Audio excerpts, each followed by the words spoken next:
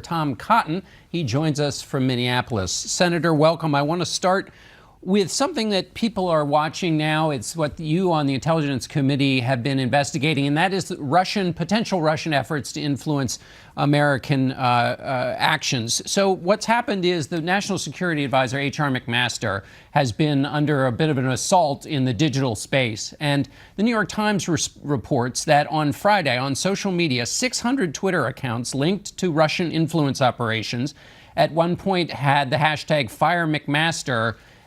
It was so popular, it was the #1 item on Friday. What do you make of all of that? And does it look like what you've been investigating during the election? Well, John, good morning. First off, I think H.R. McMaster is a great American. There aren't many generals out there who are highly decorated in 2 different wars and also have best-selling PhDs about civil-military relations. I was happy to bring him to the president's attention in February, pleased that the president chose him to be his national security advisor. Glad to know, as the president said on Friday, that they're working very well together. I don't want to comment on the specific report from the New York Times, but I will say that Russia has a long history of using disinformation, deception, subterfuge, and espionage to influence Western democracies. That happened in our election last year when Russian intelligence services hacked into those emails and released them. It happened in 1983 when Russian intelligence services were behind much of the protests against the deployment of intermediate-range nuclear forces to Western Europe.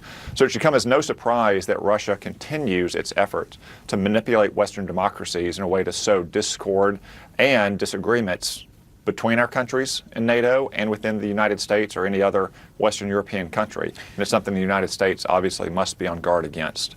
Do you think the Russians are involved in what is obviously some kind of an operation to hurt H.R. McMaster as the National Security Advisor and perhaps push him out?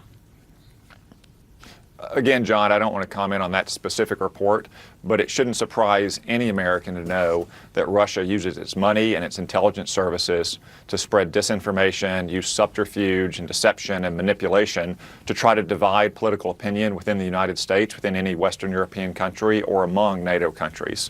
That's one of the techniques that Russia has used for decades during the Cold War and during the Putin era. So given that Russia is an ongoing threat, you signed on to legislation to sanction Russia.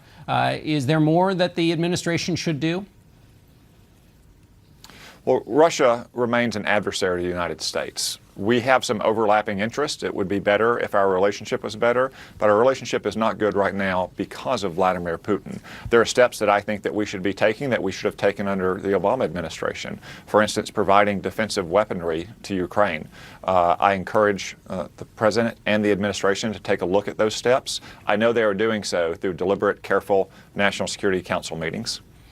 And you support, do you think there will be a decision on that with respect to arming the Ukrainians?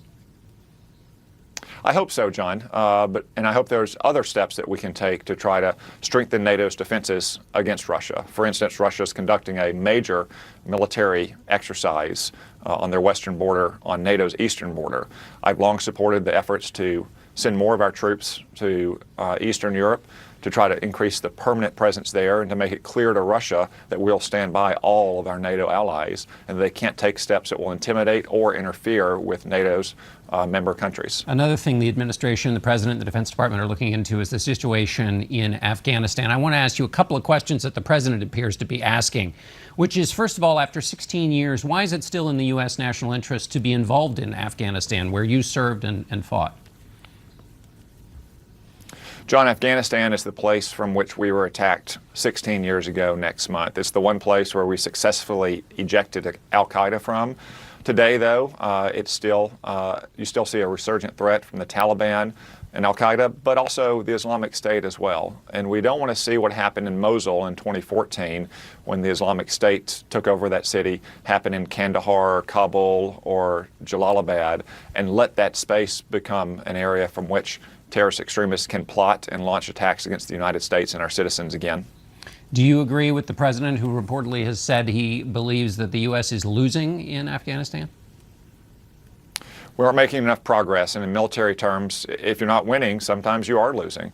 We've seen the Taliban and associated terrorist organizations make gains in recent years. It's time to stop those gains and roll them back. There's a lot of different techniques to do so, but we cannot allow Afghanistan to once again become an ungoverned country from which terrorist organizations can launch attacks against the United States and our citizens.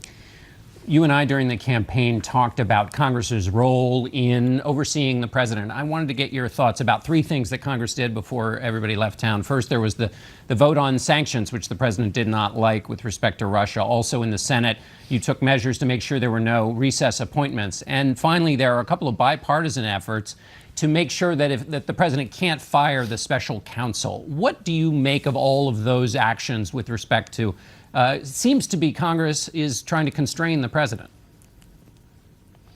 Well, those are all very different kinds of actions. On the sanctions legislation, I supported that legislation because Russia and China are adversaries, and North Korea is racing towards having a nuclear-armed missile that can strike the United States.